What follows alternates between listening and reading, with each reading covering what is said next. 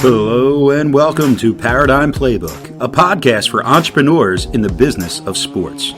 Your hosts, Dave Kozak and Steve Cook, are business owners, successful entrepreneurs, sports enthusiasts, avid readers, and longtime friends. For years, they've read every business book on the market and built successful companies with what they've learned. This podcast will give you the critical takeaways in just 15 minutes a week. It's a quick and easy playbook for building a winning sports business. And now, here are your hosts, Dave and Steve.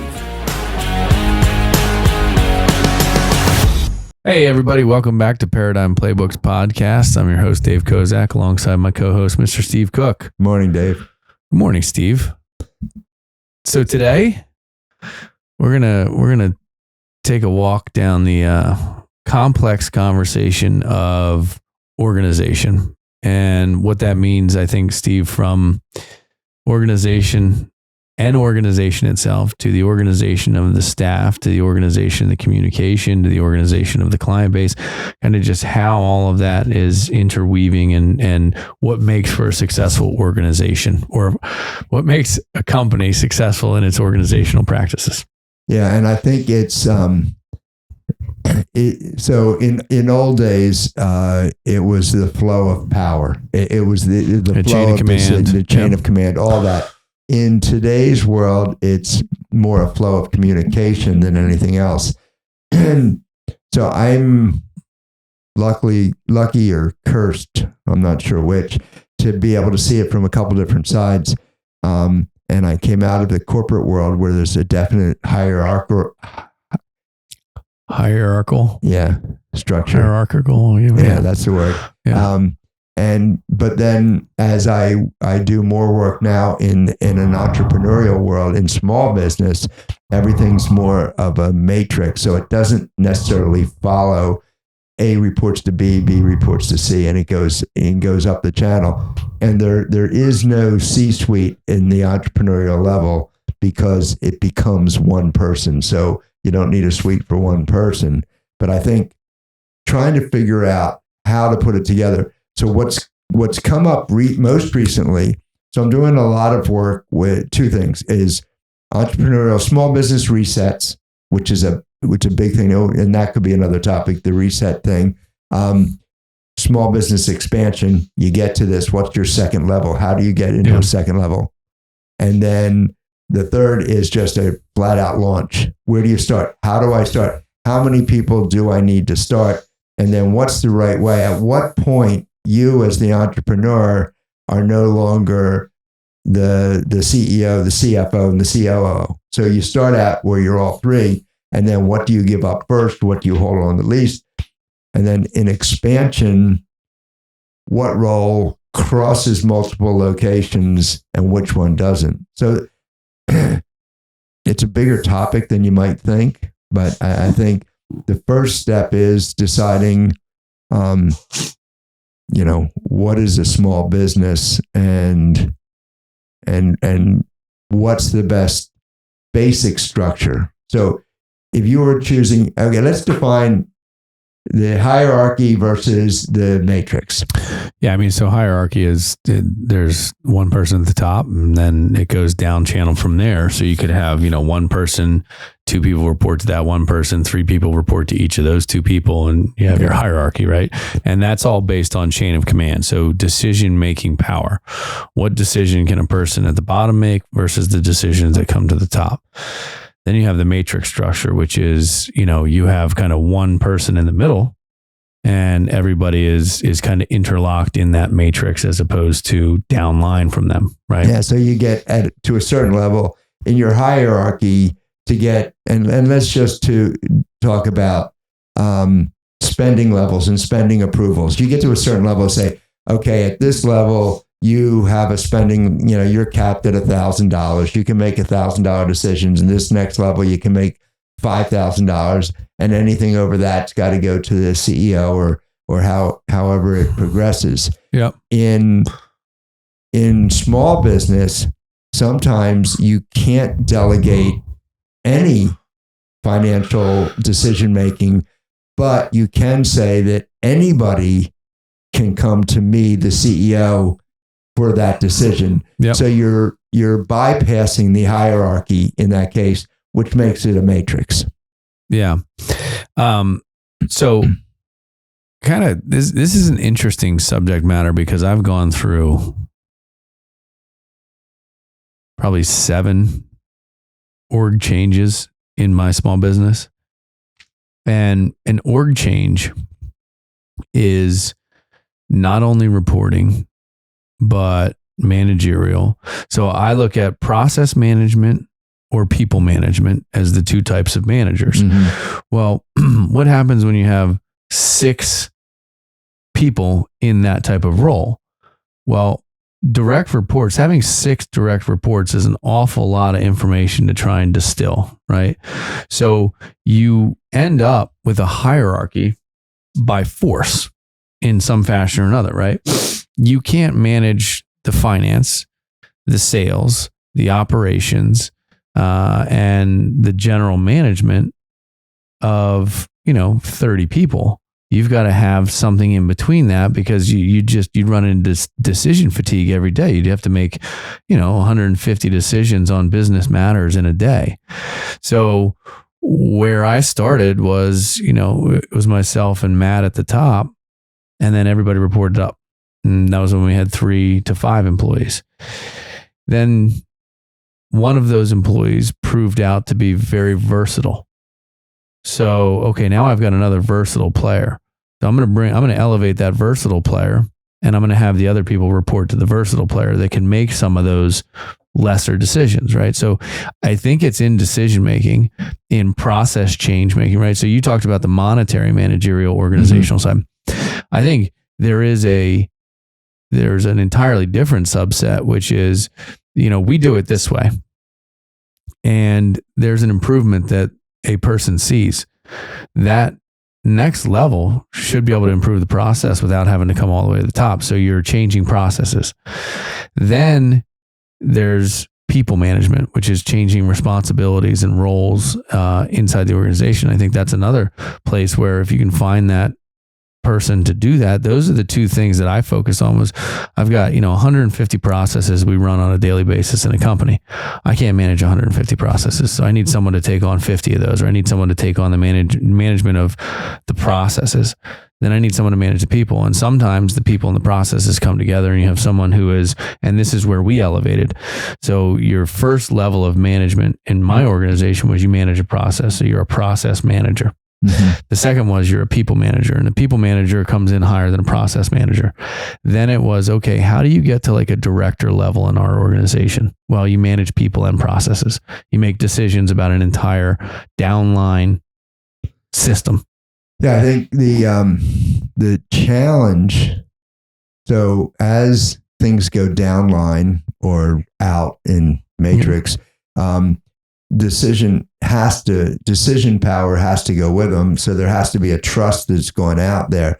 So tying back into our leadership topic from last week, it's, all of it's got to be delegated. You can't just delegate the work and not the decision. You can't delegate. Correct. Because then you have a constipation of the system. Yeah. And so what gets hurt when you get to a level of, like you're saying, 6 people. So in the corporate world that I came from, 6 was our max.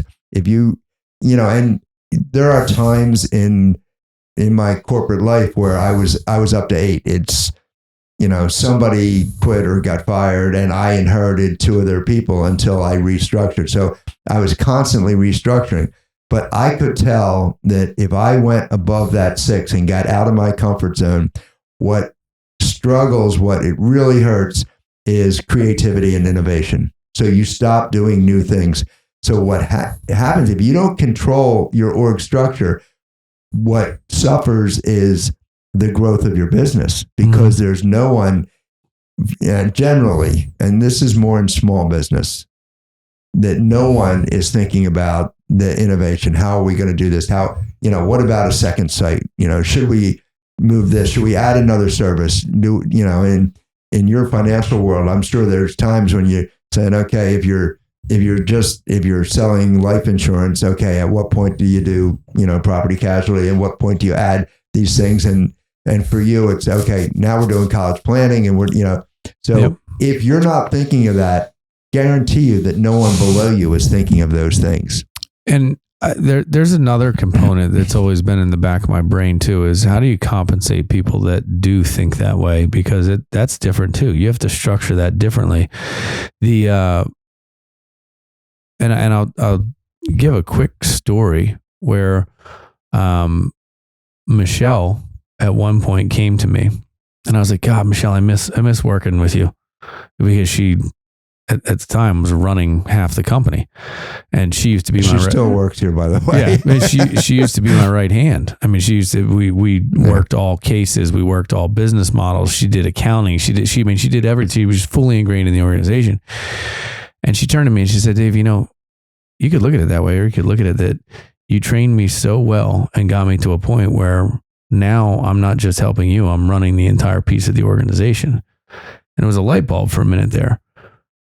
The other side of that is that I have to have absolute trust in her decision making, because if I don't and it goes awry, it's not her fault, it's my fault, right? And so we have a very good relationship where when it goes above her comfort zone, she's willing to say, hey, I'm not comfortable making this decision. What do you want me to do here?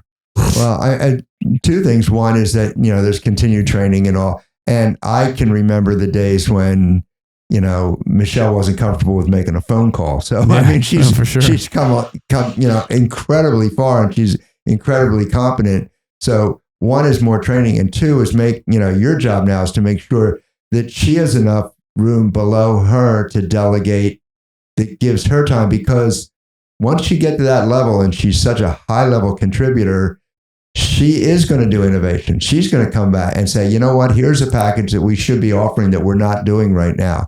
And that light bulb will go off there, because in her circles, she's more directly involved than you are. Yeah. And she's that person that manages people and processes. So she hit that director level because of the trust, the ability to make decisions.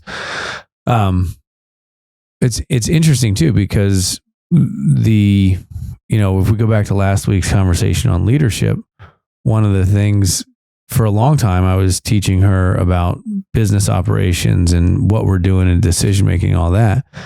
For the last couple of years, all I've been really working with her on is delegation, and say, hey, you can't be doing that. That's got to be trained and given to someone else. What's the size of your organization now? How many people? About 30. Okay. So, 30 is manageable at certain levels. So 30 is not manageable. No, it is. I'm teasing. Again, at the corporate level, we're broken down, and you get broken off at 100 people. And basically, and this is another Seth Godin, I think, a tribe is 100 people. Beyond that, it's confusion. It's not going to happen. So another tribe will break out and they will control. Now they can be related, and you can have different divisions, and you can grow as big as you want. But 100 people is about all you can get in a communication matrix. So here's something that comes up in the small businesses that we're consulting with, right now. It's like, we only have 12 people, so we don't have reporting. Everybody just works. So what happens is there are natural levels or people involved in the same process. And, I'll stick with sports for a minute, because you have 10 coaches, a manager, front desk, you have all these different roles, and there's no reporting structure within that, but those 10 coaches all talk to each other. But that message never gets to you, because there is no structure to get it to you. So you don't know that there's a common problem until so-and-so leaves, and you say, why did they leave? Well, they've been frustrated forever about, okay. Yeah.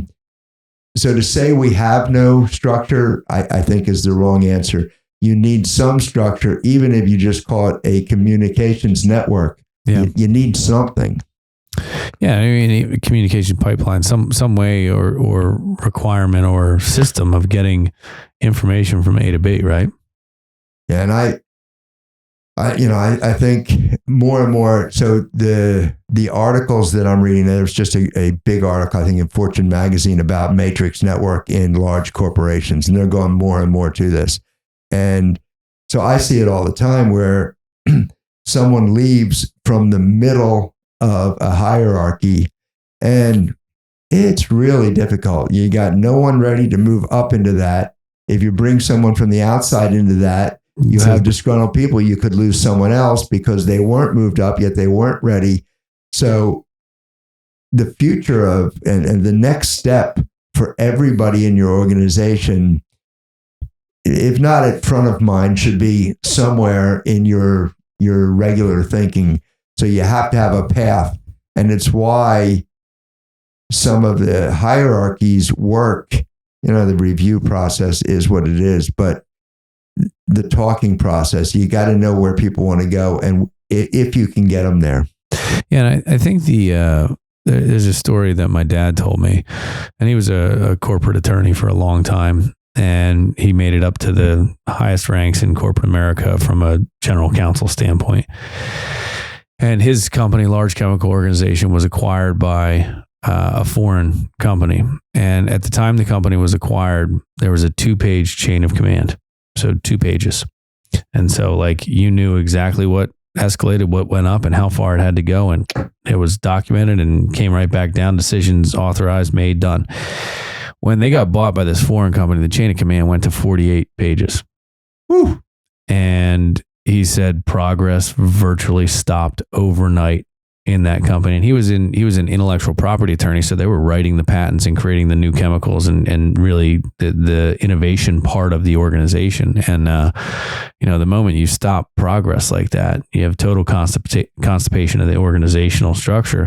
And then they ended up having to restructure in bankruptcy court to get out of it because of the woes of that environment. So again, I think it's important to know and to communicate, and this goes back to last week as well with leadership. It's important to communicate that decision-making hierarchy and who don't let all the questions come to you. Don't answer a question, and I hate to say it this way, but that's below your pay grade, right? As a leader, that needs to be funneled to that decision maker. Empower them so that they believe that you're behind their decision. That's the biggest thing you can do in decision making, is give the person confidence to make the decision. But someone comes to me with a question, and I could easily make the decision because it's my company, right? But I have a person whose job it is to make that decision and do that. I'm absolutely going to forward it to that person, say, hey, listen, I think this is your call. If you need help with the idea, or you want to bounce it off me, I'm all ears, but you need to do this. And I think that confidence piece is a huge part of organization and leadership. So I think one of the big steps that I made in management, and it was after reading the book, Relentless Solution Focus, where I stopped. Yeah, it's still number one. But one of the things I started doing is, even with my direct reports, I'm talking the corporate world. In my other world, I'm not sure if I have any reports. Well, I guess I have the managers, but I started saying, you come to me with any problem you have, as long as you bring the answer with it. Yep. And, it doesn't have to, that's the thing I learned most from RSF was the answer doesn't have to be right. But you have to have an answer. You have to make a decision. If you let it stagnate, if you let it linger, then no one's benefited and you're wasting time. 100%. So, yeah, there's I've talked about the employee pyramid before, and the kind of 5 levels of employee, and that most valuable employee is the one that comes to you, says, hey, there was a problem, we fixed it, all is well. The second tier down from that is, hey, there's a problem, here's 3 ideas to fix it. One down from that is, here's the problem, here's why it happened, here's a potential solution. And then it's, here's a problem, here's why it happened. And then the bottom level employees, we have a problem, right? And so I think in leadership and organizational structure, you're trying to get people to the top of that pyramid where they feel confident they can make the decision. They know the right decision to make. They make it. They tell you it was made and done and problem is solved. Right? That's whatever if you that's not the goal for you and your company, Well, and I think the worst things that happen, especially in a small business, are things that happen without a decision, and things that just, you say, okay, we always did things this way. At the end of the night, we always swept these floors. This is how we do before we close up. And then, one day you only sweep down to this point, and then the next day you don't do it. Then all of a sudden, and you come in one day and say, did anybody sweep last night? And you say, no, we haven't done that for years. It's just things evolve if you're not making decisions. And the way decisions aren't made is they're not, no one owns them. You have to have somebody, so accountability, you can dig into accountability is huge. I think that's an entire other conversation, but you have to do things on purpose. I think that's another piece of that. But I think next week, actually, as a matter of fact, accountability is probably a great subject matter to follow through on organization hierarchy, following the conversation we had last week on leadership, because I think they're kind of intertwined. And I think the summary that I'll make from my perspective on organization is, you can spend an awful lot of time creating an org chart, and you can spend a lot of time thinking about how you want the hierarchy to work. It's easy to put it on paper. It's hard to put it into action. And so some of this stuff you have to test model. And how's this communication work? Are all of the rank and file in agreement with who's at the top if it's not you? And I think be open to doing it better and doing it differently. Just because, and I've been through, Steve, hundreds of iterations of how I was going to organize the company and how I tried to organize it. And then, well, that didn't work so well. Let's go back and do it this way. I know, we went from case managers where there's one person that's kind of responsible for moving a client from start to finish, integrating the salespeople, integrating the financial professionals, integrating the service person. So there's one kind of hub. Yeah, it's good, but that puts an awful lot of work on this person and very little work on these other people. And so, you have to think about evening the workload. And I also think that if you're not measuring capability along the way and eyeballing people for advancement, you're missing opportunities to reinvent and improve your hierarchy or your corporate structure or whatever you want to call it. And to go back to a topic that we discussed in a previous podcast, if you're not looking for those opportunities for them to grow, then you're killing your retention. Because 100%. The ones that need to grow will grow, whether with you or without you. So, that has to be part of it. I also think, and maybe I see it more because in sports organization, you bring a group of people together, and we have a high level of employees that are coach or teacher. They're direct contact with the customer and the activity. Yeah. And very often I see where they say, well, we don't really have a structure, but anybody knows they can come to me. If they only know that and it's not, written down, then they also know that they don't have to. Yeah, correct. So I think that, to wrap it up from my perspective is in the small business world, whether it's a hierarchy or a matrix or, channel of communication, whatever it is, cluster diagram, whatever it is, you have to have something. Yep. So put it together, put it in writing, and at some point, we'll go back to the mapping out of the whole business plan that we did 20 podcasts ago. But I think there's another little piece that I'll add is when I bring someone in and I'm trying something new or I'm experimenting, I'm very honest. It's like, hey, this is your job today. Yeah. Included with doing all of these things, your job is to create your job for tomorrow, right? So my wife had an interesting perspective. She works in corporate America, and every day she goes in and she's got the list of stuff that she's got to do. Her job just regenerates itself, and it's there. It's known. Mm-hmm. What she has to do is known. Now she has moved up in the corporation and she's climbing the corporate ladder and all that stuff, but it's still known, right? And she goes, Dave, every day you got to go create your job. I said, I absolutely do. Every single day I got to go create my job.